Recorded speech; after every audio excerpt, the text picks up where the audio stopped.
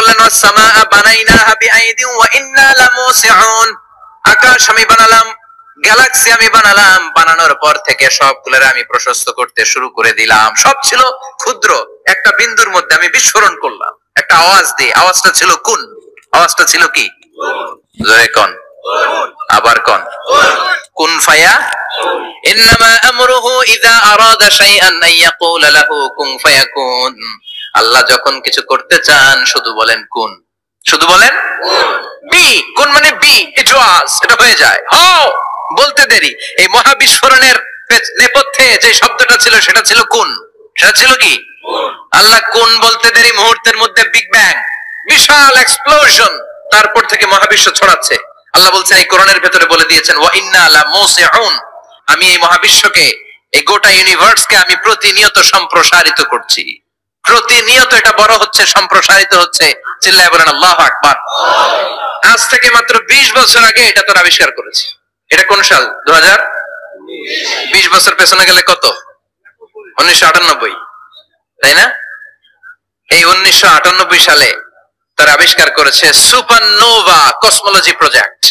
এই supernova cosmology প্রজেক্টে তারা এই সিদ্ধান্তে এসেছে যে মহাবিশ্ব কোন নামক এক বিস্ফোরণের পর থেকে যে সম্প্রসারিত হচ্ছে, আজ পর্যন্ত এটা শুধু বাড়ছে আর বাড়ছে, অ্যাক্সেলারেটিং হচ্ছে, এক্সপান্ডিং হচ্ছে, এটা কমছে না। কিয়ামত পর্যন্ত এটা বাড়তেই থাকবে। চিৎকার করে পড়েন আল্লাহু আকবার।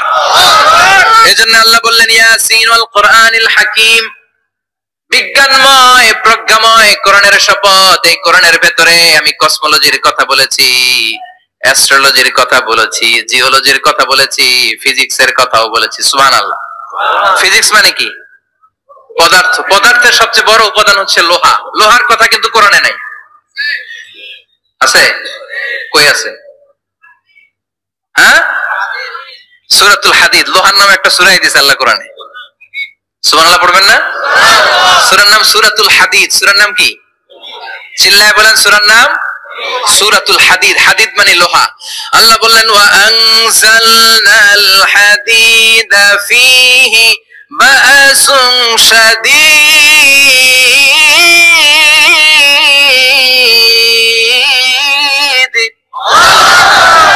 ওয়া আনজালনাল হাদিদ ফীহি বা'সুন শাদীদ, আমি লোহা নাজিল করলাম আর লোহার ভেতরে আমি ভয়ঙ্কর শক্তি ঢুকাইয়া দিলাম। সুবহানাল্লাহ। ফীহি মানাফিউ লিন-নাস, লোহার ভেতরে মানুষের জন্য অনেক কল্যাণ আছে। সুবহানাল্লাহ। লোহা ছাড়া পৃথিবীতে কিছু হয়? আংটি বানাতে লোহার দরকার আছে না নাই? ঘড়ি বানাতে, গাড়ি বানাতে, বাড়ি বানাতে, মোবাইল বানাতে, হেলিকপ্টার, প্লেন, রকেট, মাইকের স্ট্যান্ড। সুবহানাল্লাহ কোন? এমন কোন জিনিস নাই যেটার মধ্যে লোহা লাগে না। এজন্য আল্লাহ বললেন এই লোহার নামে আমি একটা সূরা ডেডিকেট করলাম, ওয়া আনজালনাল হাদিদ ফীহি বা'সুন শাদীদ, আমি লোহাকে নাজিল করেছি। আল্লাহ বলেছেন, খেয়াল করে শব্দটা শুনেন, ওয়া আনজালনাল হাদিদ, আমি লোহাকে উপর থেকে নাজিল করেছি। কি করেছি? কথা বলেন। তার মানে লোহা পৃথিবীতে ছিল না, নাজিল করছে কে? আল্লাহ। লোহা পৃথিবীতে ছিল? পৃথিবীতে ছিল? পৃথিবীতে থাকলে নাজিল করবেন কেন? এই যে কোরআনটা পৃথিবীতে আগে ছিল, নাজিল করছে কে? আল্লাহ। কোন ফেরেশতাকে দিয়ে? সাইয়েদনা জিবরাইল। কোন নবীর উপর? বিশ্বনবী মুহাম্মদুর রাসূলুল্লাহ। আল্লাহু আকবার। তার মানে ওই পৃথিবীতে ছিল না, আল্লাহ উপর থেকে নাজিল করেছেন। নুজুল মানে উপর থেকে নিচের দিকে আসা। এই নুজুল শব্দ ব্যবহার করে আল্লাহ বললেন ওয়া আনজালনাল হাদিদ, লোহাকে আমি নাজিল করেছি। তার মানে লোহা পৃথিবীর উপাদান নয়, লোহা এসেছে উপর থেকে। কোন সুবহানাল্লাহ।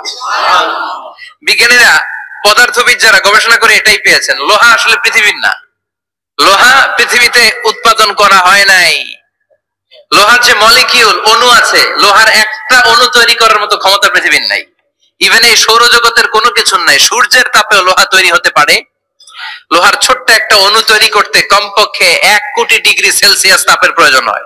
তার মানে এটা পৃথিবীর কোনো উপাদান নয়, এটা আনজালনাল হাদিদ। আল্লাহ বলেন মহাবিস্ফোরণের কারণে গলিত অন্য কোন তারার ভেতর থেকে লোহার উপাদান আমি পৃথিবীর ভিতরে এনে ঢুকিয়ে দিয়েছি। তার মানে পদার্থের কথা কোরআনে আছে না নাই? সুবহানাল্লাহ কইবেন না? এরপরে বায়োলজির কথা আছে না নাই? বায়োলজিক্যাল অ্যাসপেক্ট অফ মাউন্টেন্স, কেমন করে পাহাড়ি রেঞ্জ তৈরি হলো, আছে না নাই? ওয়াজআলনাল জিবালা আওতাদা, পাহাড়কে আমি পেরেক মেরে দিয়েছি।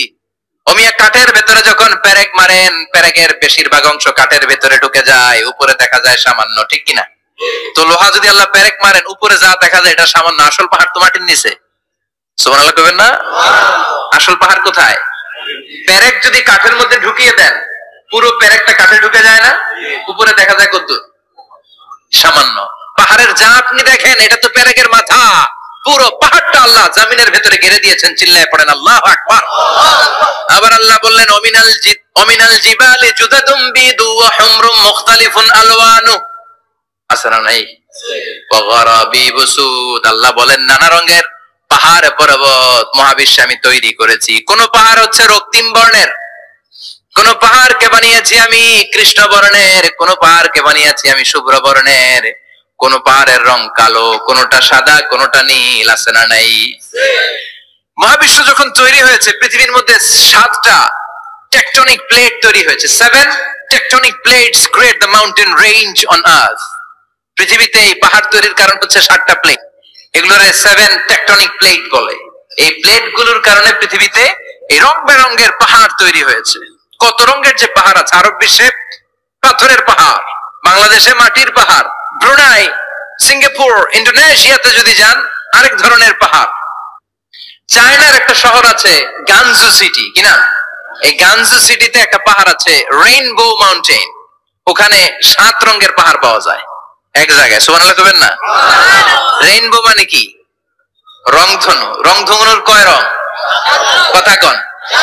ছোটবেলা আমরা মুখস্থ রাখতাম বেনিয়া সহ কলা, বেতে বেগুনি, নিতে নীল, হাতে আসমানি, শতে সাদা, হতে হলুদ, কতে কালো, লাতে লাল। সুবহানাল্লাহ নাই? মনে রাখার কি অসাধারণ পদ্ধতি। এই রেইনবো মাউন্টেন, রংধনুর 7 রঙের পাহাড় এক জায়গায় পাওয়া যায়। এখানে সাদা পাহাড়, এখানে সবুজ পাহাড়, এখানে নীল পাহাড়, ওখানে লাল পাহাড়, এখানে কালো পাহাড়। এই চায়নার গানজু সিটিতে আল্লাহ তাআলা 7 রঙের পাহাড় এক জায়গায় রেখেছেন। চিৎকার করে বলেন আল্লাহু আকবার। তার মানে বায়োলজির কথাও কোরআনের ভেতরে আছে না নাই? এরপর আল্লাহ বললেন কেমন করে আকাশ থেকে আমি পানি নাজিল করে, এটাও কোরআনে আছে না নাই? আমরা ছোটবেলা পড়েছি ওয়াটার সাইকেল, হাইড্রোলজিক্যাল সাইকেল, কেমন করে সূর্যের তীব্র তাপ সাগর থেকে পানিকে জলীয় বাষ্প করে উপসে নেয়, উপরে নিয়ে সেটাকে পুঞ্জীভূত করে দেয়, ঘনীভূত করে দেয়, মেঘ হয়ে যায়, সেখান থেকে ঝিরি ঝিরি ঝিরি ঝিরি বৃষ্টি পড়ে, আছে না নাই? আর ওই বৃষ্টির গান আমরা গাই, এই বৃষ্টি ভেজা রাতে তুমি চলে যেও না। ওই বৃষ্টি পেয়ে আল্লাহর কাছে দোয়া করে না? বিশ্বনবী বলেন রহমতের বৃষ্টির নিচে দাঁড়িয়ে কেউ যদি হাত তুলে দোয়া করে, ওই দোয়া কবুল করে কে? আবার আকাশের মধ্যে মেঘের ঘনঘটা দেখলে বিশ্বনবী পেরেশান হয়ে যেতেন, হয়রান হয়ে যেতেন, আর আল্লাহর কাছে বলতেন আল্লাহ এই মেঘ দিয়ে তুমি আমাদেরকে আযাব দিও না, তুমি আমাদেরকে গজব দিও না, তুমি আমাদেরকে শেষ করে দিও না, এই মেঘ থেকে তুমি আমাদেরকে রহমতের বৃষ্টি দাও। পড়ে না আমিন। বৃষ্টি দেখলে বিষ্ণু বলতেন আল্লাহুম্মা সাইয়িবান নাফিআ, ইয়া গাউসু আগিসনা গাউসান মুগীসান মারিআন মারিআন নাফিআন গায়রা দার আজিলান গায়রা আজিল। হে আল্লাহ এই বৃষ্টি থেকে তুমি ঠান্ডা রহমতের পানি দাও। কি দাও? আল্লাহ মেঘে দে পানি দে, ছায়া দে রে তুই আল্লাহ মেঘে দে। পড়েন পড়েন, আল্লাহ মেঘে দে পানি দে, ছায়া দে রে তুই আল্লাহ মেঘে দে। এই ওয়াটার সাইকেলের কথা আল্লাহ বলেছেন। আলম তারা আন্নাল্লাহ ইউসজি সাহাবান, কাফের নাস্তিক যেগুলো সমাজের আবর্জনা খড়কুটা, ওরা কি দেখে না কেমন করে আমি বাতাসকে জলীয় বাষ্প করে আকাশে তুলি, বায়ুমণ্ডলে নিয়ে যাই, সুম্মা ইউআল্লিফু বাইনাহু, জলীয় বাষ্পগুলোরে তখন আমি ঘনীভূত করি, সুম্মা ইয়াজআলুহু রুকামান, এরপরে আমি মেঘে পরিণত করি, ফাতারাল ওয়াদকা ইয়াখরুজু মিন খিলালিহি, তারপর মেঘের ভেতর থেকে ঝিরি ঝিরি ঝিরি ঝিরি বৃষ্টি নাজিল করে কে? আবার আল্লাহ বললেন পানি থেকে আমি পৃথিবীর সব প্রাণগুলারে বানালাম, ওয়াজআলনা মিনাল মাই কুল্লা শাইইন হাইয়া ফালা ইয়াকিলুন, পানির ভেতর থেকে সব প্রাণের উৎপত্তি পৃথিবীর মধ্যে ঘটিয়ে দিয়েছে কে? আল্লাহ। বিজ্ঞানীরা স্বীকার করেছে পৃথিবীতে যত প্রাণ পাওয়া যায়